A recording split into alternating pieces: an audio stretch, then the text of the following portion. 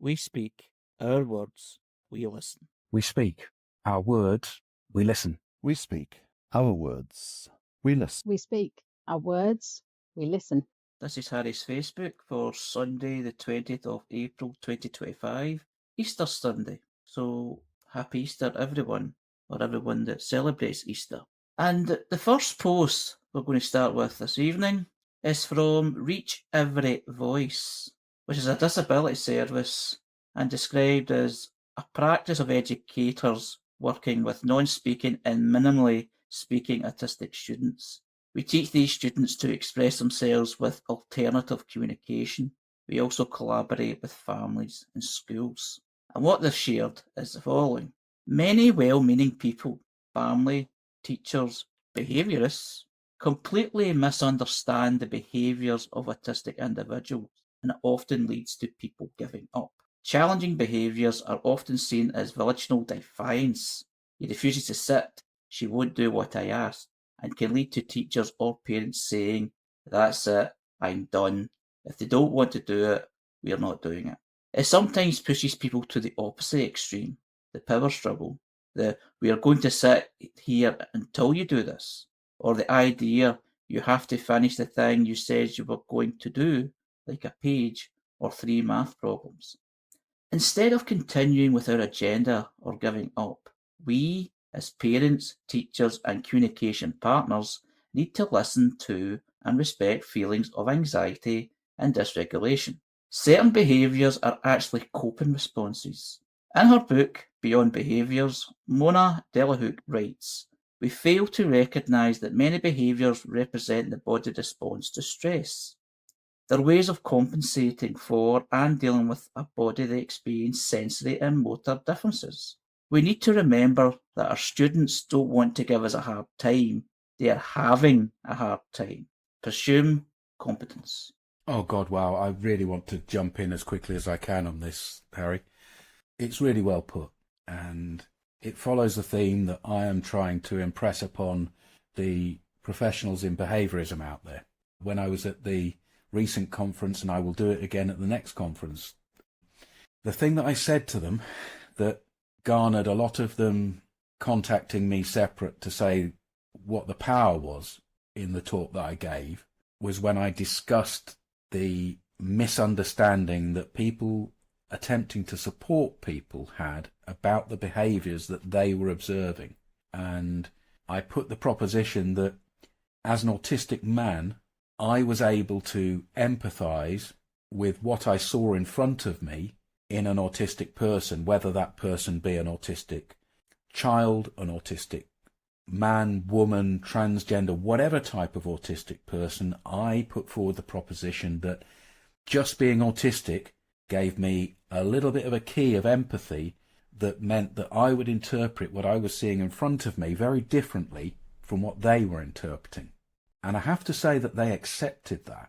People came back to say that what they were trying to do in this country, in this small group of forward-thinking, progressive behaviourists, I'm not going to talk about the whole gamut of different behavioural interventions that exist out there in the whole world, just this group of people, they are trying to get it. They don't get it, but they're trying to get it.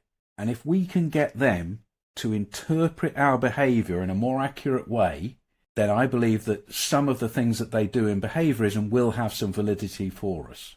I think a lot of autistic people, when they're hearing me say that here on Autistic Radio, are going to spit feathers, just on the basis that I'm saying that it might have validity. I like these posts that it's basically a reminder, or maybe even giving a lesson, educating about not assuming, because people that are well-meaning, and people were kind of listed there, but a lot can be friends and all that as well, is they try to do the best thing, what they think in their head is the best thing. A lot of parents, I believe, are trying to be understanding, but they feel that discipline in a large scope is the best way to combat the issue they feel they need to combat, because it's been misunderstood if a child is kind of behaving distressed, basically like a meltdown, which may be misinterpreted as a tantrum. it's like, well, they can't get away with this. They must be punished for that and causing a scene or causing distress to the parent or causing distress to other people. So it's nice that these sort of posts come up to remind people it's not as simple as that. It's not as simple as being good and being bad. It's about being understanding of how different people being are and how they live and how they respond and how they feel. Because a lot of the time, I mean, I can remember being young myself and there was a lot of sensitive things like loud noises, crowded places and things like that. But that's with communication where I speak. But there's people that have communication that's different, that's alternative. And that in itself is another thing that organisations and people are trying to get people to understand as well. It's not just about talking, it's about communicating in different ways and taking that on board and pursuing competence. I was going to ask about assumed competence because it seemed to come up in what you just said there, Harry, and the earlier what Jules said was this idea of the behaviourist community as it's their interpretation of that assumed competence. So am I right in understanding it in that context? I think they don't understand necessarily, and I think there is such a difference in what a behaviour might mean for an autistic person and for a non-autistic person. It requires a specialism that not all professionals have. In fact, I would say it was rare for them to have it. So my cooperation with them is not about saying that they have it right. It's actually saying that this is something that they need to look at, and they need us to help them to reinterpret things. They need the autistic community to help them to interpret things. Somebody in the text has written this assumed normativity. The power struggle. What creates the judgment that behaviour is challenging? Under what criteria? And is it an assumed normativity? And yes, the criteria is produced by the outside body. And yes, I believe it is an assumed normativity in most circumstances. The most progressive professionals, and it takes a lot for them to be that progressive, get the idea that of the neurological difference and of the neurodiversity paradigm. But an awful lot of it is thinking that they've got it because they have the words that they can use. But I don't believe that until they experience it a bit more deeper with us guiding them, that they will get it emotionally. I think they're trying, but I think they're failing. And that's why I'm not willing to just say ban ABA, because it's out there, it's big, it's enormous, and it's growing, and banning isn't going to happen. We need to change it and get the best people of them to then explain it to the worst people of them. That's why I want to cooperate with them to some degree, is to change what they do and change what they understand so that we put the input in. Yes, a neurodivergent solution, an autistic solution, because you can't just round up all these people and tell them to stop and disappear. You have to work with them. It's like any problem in life. It won't go away. The next post is from I've Been Autistic All Along, who's a blogger, sharing my experience of late diagnosed autism ADHD with memes, cats, sunsets sprinkled in, qualified autism peer support worker. And what they've shared is about the Autism All Along workbook, guided self-reflection tool designed for late discovered autistic adults, diagnosed or self-identified. It helps you explore your autistic identity, build self-compassion, and develop practical strategies for living authentically. Who's this for? Adults who recently discovered they're autistic.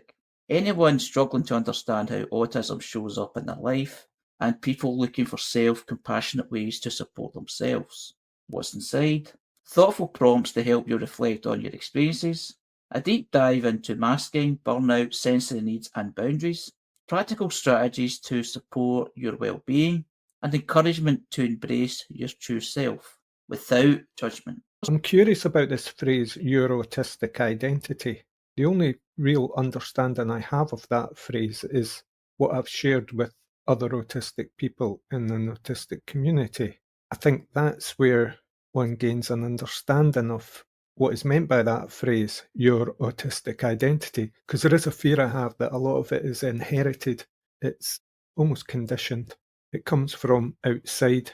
I quite like workbooks like this if they're done well. And there's thoughts that are coming to my head are a bit like it. I got some help from an OT to look at some of my sensory needs, which to help me with my kind of daily living activities. And it sounds like it would kind of be like a kind of DIY version of that as well, like trying to help you sort of like figure yourself out. And sometimes it's just like there's just sometimes little ways of asking questions and reflecting on things that can just help you to see things like from a new perspective. Yeah, Nicola, it made me think of what you'd said a couple of weeks back, or was it even months back, about a booklet you'd picked up from a local community resource, yeah, on self-management to a certain extent.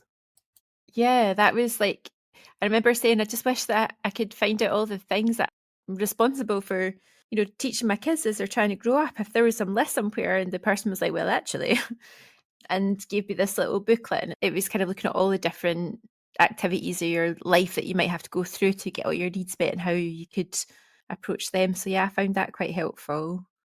Yeah, almost like a how to be a person manual. I've got a lot of these good housekeeping books from the 1920s and 30s that are really amazing, about like how to run a home, how to mend something, how to get a certain type of stain out of a certain type of material. They're amazing wee books. But because it's just the way my mind works, I hear these things and I think, what are we learning here? How to be autistic. But then again, that's me just putting a negative turn on it. The positive turn could be like, okay, I am autistic, I have an autistic experience. What's the best way of managing this? Or what is the current thinking on shared thinking on what this experience is like and how to manage it and be with it? I like these books, although I don't really read anything like that now.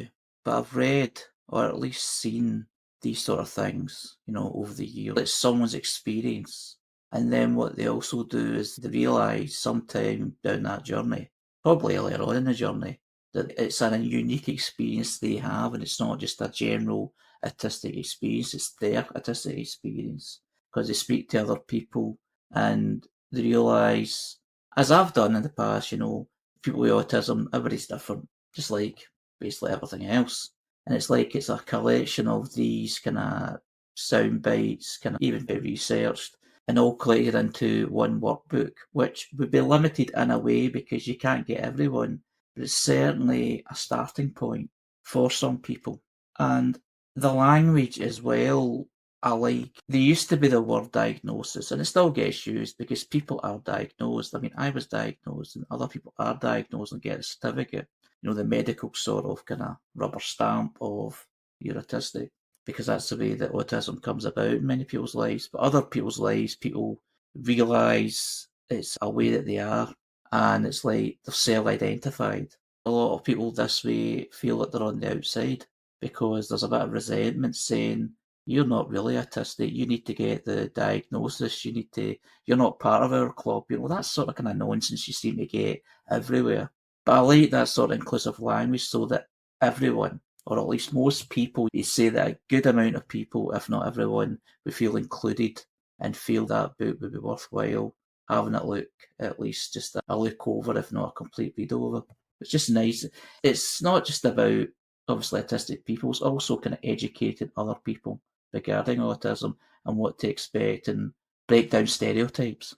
Yeah, just put in the notes here to explain it that, we talk often about advocacy, and it's something that happens to people who may be energised by their self-discovery in this context. So I put that, would I ever feel I have to help other autistic people with my insights? Because in the second part it said, I could be quite unique in my responses, it's particular to myself and my own circumstances.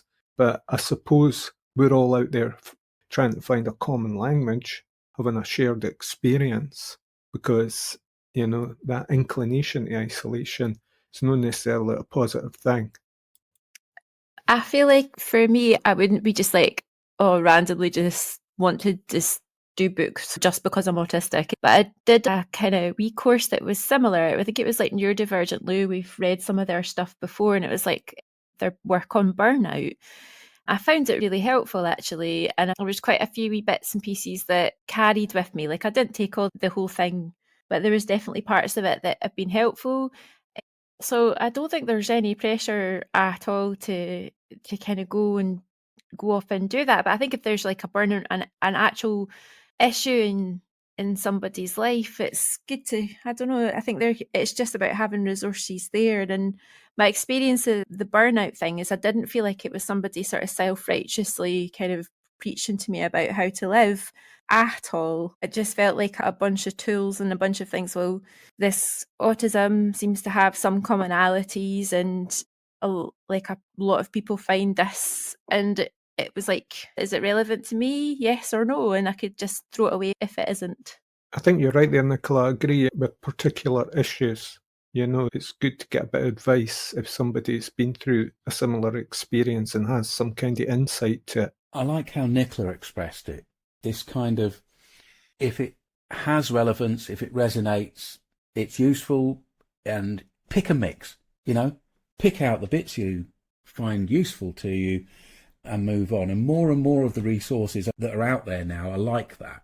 The next post is from Autistic Village, which is an education website and describes itself as an autistic community that seeks to educate about autistic community culture and identity. What is shared, it says that the UK government is launching research into how to support autistic people better. And positive note, they use autistic and not people with autism. They are looking for submissions from autistic people with or without diagnosis. So if you're in the UK and have the time, battery, bandwidth, please consider getting involved. So I looked at the link to the UK Parliament, and it was announced on 2nd of April. And it says, call for evidence launched to mark World Autism Acceptance Day.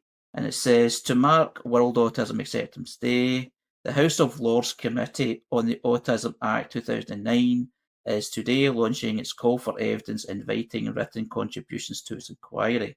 The background, it says, the committee wants to understand how well the Autism Act, the government's autism strategy, and the statutory guidance are working, so that it can make specific practical recommendations about what the government should do next. The committee is seeking evidence on key questions about how to improve support for autistic people, including how can public understanding and acceptance of autistic people be improved? How can the government improve assessment, diagnosis and post-diagnostic support? How can the government improve the identification and support of autistic people when they need it, including if they do not have a diagnosis? How can access to healthcare be improved? How can community support be improved? How can access to education be improved? How can support for autistic people to find and stay in work be improved? How can support for autistic people who are in contact with criminal and youth justice systems be improved? The committee wants to hear from a wide range of people and organisations with different experiences and perspectives. We particularly welcome your views if any of the following apply to you. You're an autistic person, including if you have a diagnosis or if you consider yourself autistic. If you have an autistic person in your family, or you care for, support an autistic person. You work with autistic people in your job, and you work on research into how to support autistic people. To give everyone interested the opportunity to respond, the call for evidence is open for 2 months, which is longer than usual. The committee invites interested people to submit written evidence by Monday the 2nd of June 2025. We are grateful to autistic people working with national autism charities who gave us feedback on the call for evidence document to make it accessible. We want to make sure you can send us evidence in a way that works for you. You are welcome to work with someone else, such as a friend, family member, or carer, to prepare your evidence. Ask someone else to submit evidence on your behalf. Ask for help from an organisation that supports you to prepare your evidence, or submit a voice recording as evidence, which we will transcribe into a published written document. You should try to make sure that your submission is no longer than 6 pages long in total. If your submission is longer than 6 pages, you should include a 1-page summary. This is because we may receive a lot of submissions from different people, and we want to be able to consider each one carefully. So, you can Send us your written submission online in the Word document format using the form available online, or you can send your written submission or voice recording by email to hlautismact2009@parliament.uk. Further information is available on the committee's website, and you can contact on the email that I've already given if you need to send us your evidence or if anything is unclear. Has anybody heard about this? It seems really important. I always think I'd be interested in having a conversation with you a lot more about it as well. Those are some questions I'd love to dream about. I don't know what it is. I think it's just maybe a defensive thing. Even though you want to see things like this happening, conversations and that more understanding and acceptance, as they call it, it's when a government does something or is doing something, is how they're going to do it and how worthwhile it's going to come or become. Because you're that kind of cynical about, because I've been involved, and maybe many of us have been involved in so many things with different organisations, governments, councils, etc. And it feels like it's been a lot of effort for very little. But it does feel like an opportunity to get the voice out there and get information out there. So, yeah, I'm quite pleased to see that. I'm a bit apprehensive about it. My expectation is that it's the same usual suspects that are going to reply to this, and that their voice will be much clearer and much more easy to assimilate. The big charities, the organised autistic groups that put themselves out as representative of a much bigger population than they actually are. And this is asking for people to give very personal grassroots experiences, and the more people who write from their own personal grassroots experience and put it into this, the more chance there is the usual suspects will, the power of them will be diluted. However, yeah, I get it. It does look performative. It's really well set out if you look at the website, but it does look performative. And personally, I think I will put my efforts into autistic radio instead. But I hope other people will take up this opportunity. We have something in Scotland that is different at the moment. The pressure towards the Learning Disability and Autism Bill, and also the call for an ombudsman, very different to what's going on down in England, because they've had this act in 2009. That's an important point, that this is not Scotland. Yeah, I'm picking up on that now too. Yeah, I'm just kind of realising that sometimes you just get caught out. It's important to share, and I'm glad we're talking about it because we're global anyway, as a radio, as a Facebook page. Sometimes, because of the makeup of how the UK is and where Scotland sits, there's things that I assume that are joined, and there's things that are totally different in terms of laws and governments and things like that. So, yeah, it's good to bear in mind that. But it's good that this is happening now, even though, as I said already, I'm apprehensive. What happens south of the border is very influential on what happens north of the border, because it's the same big charities that span the populations. The next post is from the Scottish Ethnic Minority Autistics CIC, a non-profit organisation which strives to improve understanding of being autistic from the various communities of the global majority. And it's a post about wishing a blessed Easter, Pascha, to all who celebrate. To everyone observing Easter, we send you warmth, reflection, and joy as you honour this sacred time of resurrection, renewal, and light after darkness. We know that for many autistic people, especially those from racialised or faith-based communities, this season can bring complex emotions. The weight of grief or exclusion in traditional spaces, the overwhelm of loud gatherings, strong sense or unspoken social rules, the deep spiritual connection that often goes unseen or misunderstood. And yet, there is grace and stillness, meaning that quiet rituals and joy in celebrating in ways that feel authentic. Whether you're attending midnight liturgy, sharing a meal with loved ones, or honouring the day through personal reflecting, your way of observing is valid, sacred, and enough. What's your thoughts on this? It's strange. I'm kind of going through dumping a lot of old books, and a book appeared in my hands this morning. It was called Easter, and it's by a woman who worked for the Anthroposophical movement. So it's a strange wee angle on Easter, explaining its kind of mythical and elemental roots.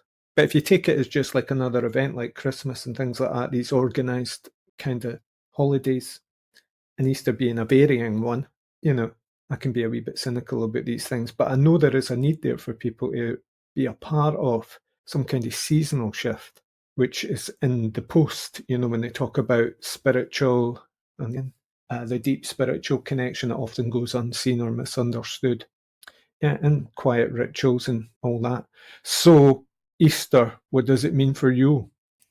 This post, like the similar post to Ramadan and Christmas and other events, it raises the point, the issue, the debate, the subject of society having this set rule of how a festival or an event or occasion should be celebrated. And if you do it in a way that people think it's too different, there's something wrong with you. Like, especially when you're autistic, where you don't want to be involved too much in loud spaces and loud noises and all that. You want to do things yourself or do something different. Like, I can recall kind of reading stuff from different places about Christmas and how films and media, and it's like there's a so-called normal that doesn't exist.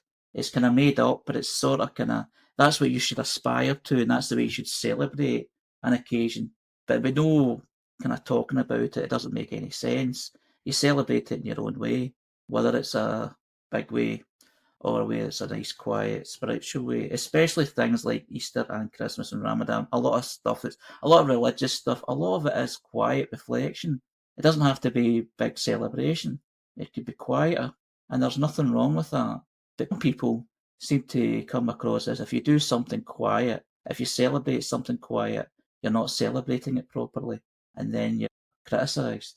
You should be celebrating better than that. You're not making an effort. That sort of nonsense. So that's what that reminds me of, and it's just to remind that you do things your own way, and there's nothing wrong with that. I like the quiet approach, Harry. Isn't that what the Quakers are all about? But yeah, anybody can be quiet, and I think it's a core kind of thing in the neurodivergent community to be quiet, because noise and sensory stimulation is a wee bit too much for us. I don't do very well with any of the celebrations because just because of the changes of routine it would probably ask of me. But I remember I had a couple of friends, like probably about 15 years ago, and they celebrated everything on they were having pancakes on that Shrove Tuesday. They had all of the celebrations and they went all in, and it was really fun to be around and stuff. But yeah, no, I'm not very good at celebrations. The next post is from Emergence Divergence, the Neurodivergent Ramblings of David Gray Hammond, who's an author of books, writer of blogs, advocate, mentor, trainer, and self-described as professional nuisance. And what they shared is about the ethics of restraint and seclusion for autistic people. And what he says is, autistic people are disproportionately victimised by the use of restrictive practice, also known as restraint and seclusion. Finding accurate statistics on the frequency of such events is tricky. Reporting by the professionals using restrictive practice is inconsistent, and many of those autistic people subject to it are unable or unwilling to report it for a variety of reasons. I have previously considered the use of such practice in the inpatient setting, but I feel it necessary to take a broader look at the ethics of restrictive practice in general. So what is restraint?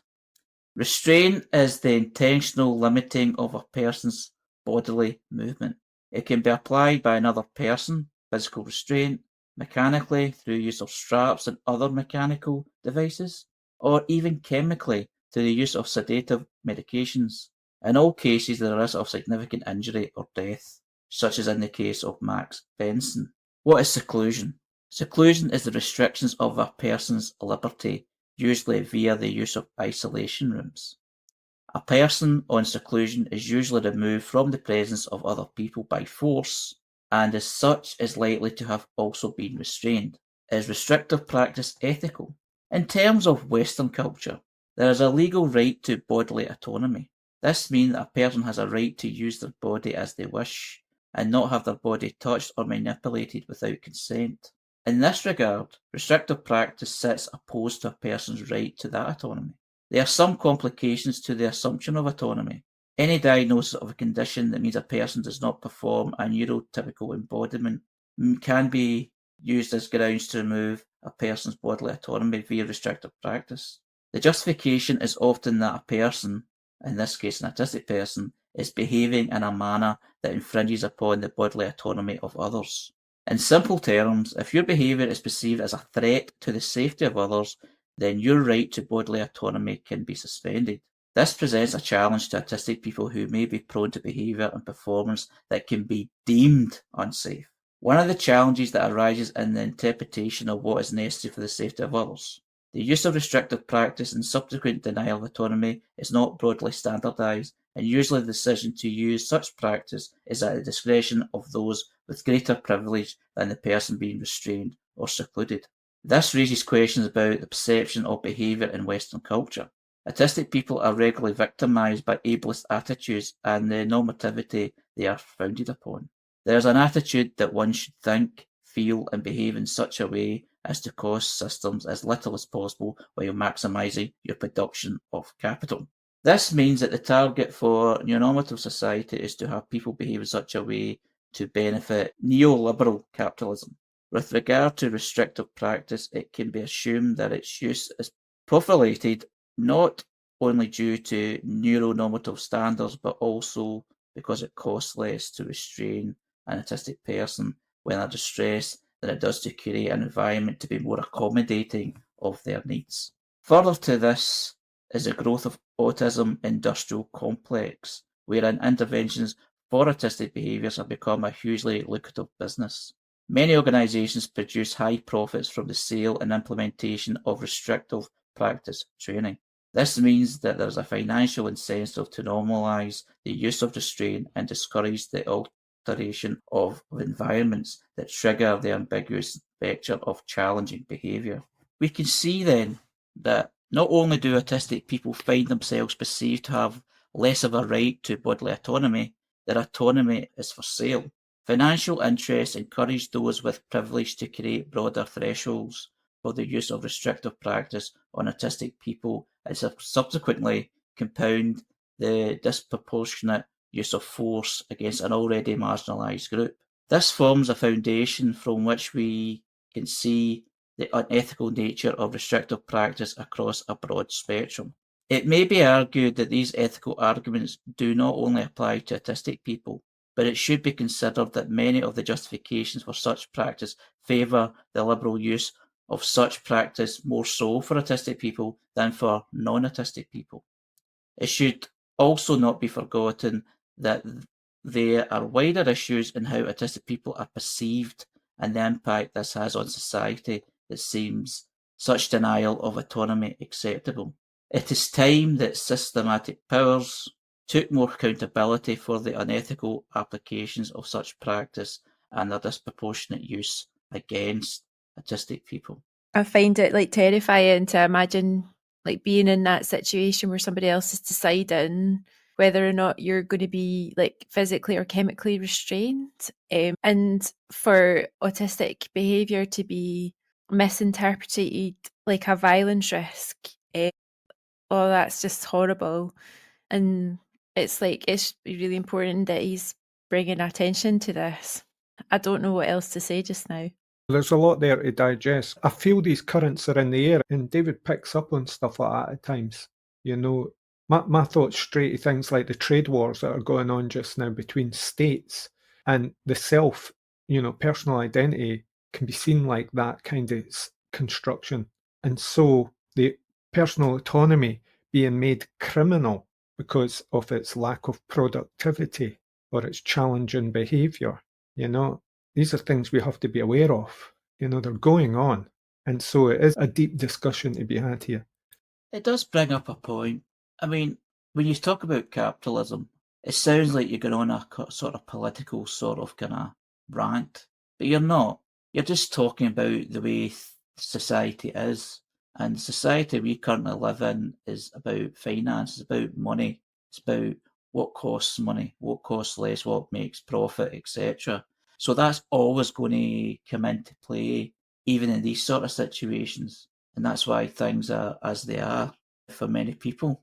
But the first time I've ever heard of that word restrain was one time before my diagnosis. I was in an adolescent unit in Glasgow, and I was going through a hard time. I was kind of not long in the unit. And this was actually myself. It was like self-admittance, basically, because I wanted to, find out what was wrong, because I felt there was something incredibly wrong with me. And I was like feeling suicidal and things. I went, we need to get to the bottom of this. And I think there was just one time I just sort of kind of lashed out and started kind of hitting my door out of frustration. I can't remember, but something triggered me. And the two nurses ran to me and they held me to calm me down. And that felt that was what they were doing, was restraining. But they didn't kind of tie me to a bed or anything, but it was like a physical sort of kind of like calm down. And thinking about it, that's actually probably the worst thing you can do to an autistic person. But they didn't know I was autistic. I didn't know I was autistic at the time. But it did calm me down. I did actually speak to one of them afterwards, and I actually feel a bit better, considering. But just thinking that happening to people, a misunderstanding, someone, or you're being a bit, just misinterpreted, or even, dare I say, abuse, somebody, with a bit of power, because you do get that, and people just being kind of thrown about or tied to a bed and all that. It's all that stuff you kind of worry about that will be happening to people, and there will be a lot of cases, and that's what David was alluding to as well. It's interesting. It's quite kind of heart-wrenching to know that there's many people that are within a system that's not helping them. I think we have a policy that maybe hasn't been explicit but is implied here at Autistic Radio. We cooperated with the UK Society for Behaviour Analysts on the basis partly because they are aligned with the Restraint Reduction Network here in the UK. And the same for the PBS conference that we are cooperating with from Build, who are also part of the Restraint Reduction Network. The Restraint Reduction Network is called a Coalition of the Willing, an independent network which brings together committed organisations providing education, health and social care services with an ambitious vision to reduce reliance on restrictive practices and make a real difference in the lives of people. Now, an awful lot of people in the autistic community have experienced restraint, and there is a suspicion that the Restraint Reduction Network itself is also part of the autism money-making construct, and that there is suspicion that people who take courses to reduce restraint are actually ending up using slightly different techniques, and the individual is not necessarily receiving the best care. So this is a very difficult area. Human beings restrain each other, take control of each other and hold power over each other, and they do it within a structure in society that they do as a paid job. So it's really good that David Gray Hammond is bringing this forward, and it would be interested to speak with him at length, perhaps in one of our broadcasts at some point. The next post is from Stevo's Autistic Surplus, who's a digital creator, ADHD meme guy dealing with chronic pain and just life in general. And what he shared is the following. The world is an even more scary place than it is to be a different person at the moment. Be it disabled, autistic, transgender, BIPOC, or any other person who is not visibly and openly white, cis, typical, and straight. Every day, people in positions of power are saying the most dehumanising shit about anyone who dares to diverge from the social norms, making laws that strip people of their rights, making decisions that affect the support, understanding, and aid those people need and deserve, debating whether they have a right to exist and the terms of their existence. People are applauding what is pretty much a reset and all the progressive work and forward thinking we as a society and as a human race have pushed for and worked towards for such a long time. Celebrities are being seen as heroes who are fighting against what has been deemed a woke virus, when in reality they're just dismantling a virus which is just basic human kindness and saying people should have the right to exist without having to conform to a very outdated view of humanity. At the moment, if you fit into their world of normal, you are safe. But the thing is, once they run out of different people to blame, then their view will turn to you. Defend and support the vulnerable now, because the elite will always need someone to call parasites, and it could be you next.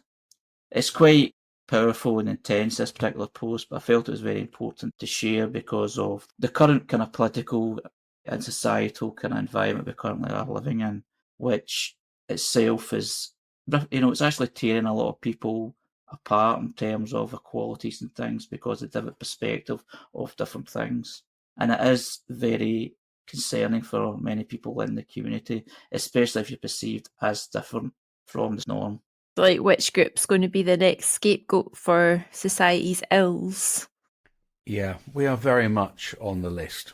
Neurodivergency, neurodivergent people, neurodiversity are very much on the list. And you've got two choices. You either put your head down and try to pretend it's not happening, or you do something within your own atmosphere, within your own powers, within your own level of safety to stand against these thoughts. I choose to stand against these thoughts by speaking here on Autistic Radio, and other people can do that too. The real historical issue is that we are in a phase of society that is very much like the late 20s, early 30s, where different groups in societies are blamed by the people in power for the inequality that they create. So the scapegoats are being pointed to so that we scapegoat parts of our society and don't notice the real people with the power. And there was a poem that was written about the 1930s that went along the lines of, first they came for one group, and then it didn't worry me because I wasn't part of that group. And then they came for another group, and then they came for another group, and then they came for me. So within your own safety zone and within your own comfort, it is important to speak against what might seem the overwhelming odds. But remember, the algorithm that you are exposed to makes things look a lot bleaker than it really is. So don't believe that these people have all the power. They don't. And you have to remember what happened to those people in the past who performed like that. Many people have short memories, even with things that may appear obvious or whatever you want to put. I mean, the thing that gets me is I'm just seeing a lot of pain, a lot of people being trodden on. And it's not just, about a lot of this stuff. It's about, people on benefits and all that are getting attacked as well. They're choosing to pick in different people, and they're picking in immigrants as well, picking in different people and blaming all these different sections of people in society. And it doesn't actually make sense in what they're saying. But despite it in my head not making sense, some people are buying into it just because of the way it's been sold, the way it's been presented. And I'm glad that I'm involved in, things such as this, as Autistic Radio, and other kind of positive kind of community movements, because it'd be a very lonely place. With just the hurt that I'm seeing, it's getting lashed out, and that's what's getting to me the most. There's a lot of the kind of political stuff in that as well, but it's just people being targeted, and targeted in a big way and a bad way, and I just find it absolutely atrocious it's happening. Leave people alone. So thank you very much for everyone that's taking part tonight, and a special thanks to people that share those posts that we're able to share and discuss. So this is Harry's Facebook for Sunday the 20th of April 2025, which is Easter Sunday. So thank you for listening, and I hand over to Jules. Thanks, Harry. A great show as usual. Such a lot to think about. This is the point of the show where we talk about some of the work that we do here on Autistic Radio and the work of Autistic Association, the charity that we created as autistic people to support Autistic Radio. I'm just going to try and encourage people to understand what we do here. The 555 show is where we talk about the Facebook that Harry creates. It's not one of those ordinary kind of Facebook pages.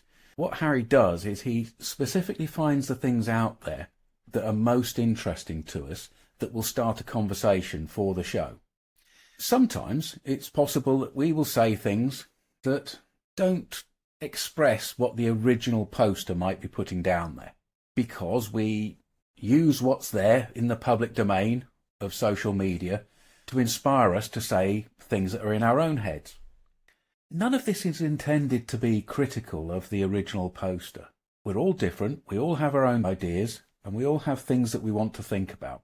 If there's a possibility that you wish to put your words out there, then the 555 is a place where you can join the group and be part of it. Most people, however, start by coming into the 444 drop-in. The 44 is 4:44 PM UK time every Sunday. The 555 is 5:55 PM every Sunday. Starting with the 444 is a way that you can join in with the conversation in text or just listen, and also put your voice to it when you feel comfortable, if that's what you wish to do. The 444 is intended to be autistic people supporting each other and always being reliably there. So even though today is an Easter holiday, a religious holiday for many people, the 444 was still there, just the same as we're making this recording for the 555. At least 50 weeks of the year, we are reliable here at Autistic Radio, and that's important to us all. Autistic Radio is about us, it's for us, and it's from us.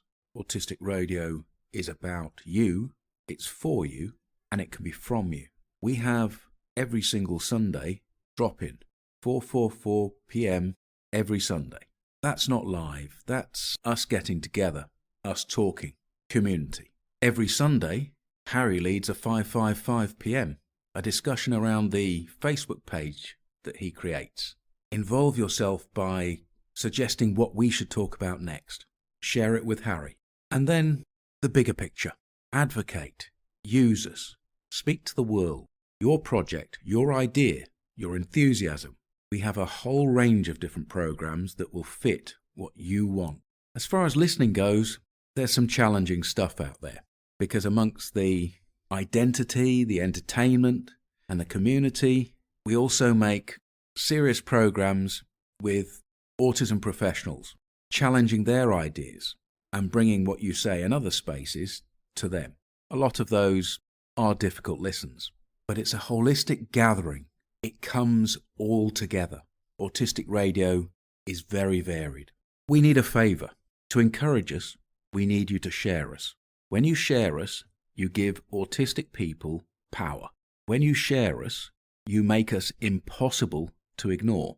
When you repost on LinkedIn and Facebook and anywhere else, you're advocating for everybody in the autistic community. So pick the things that you're happy with and get them out there. So thank you. Thank you, thank you, thank you from all of us.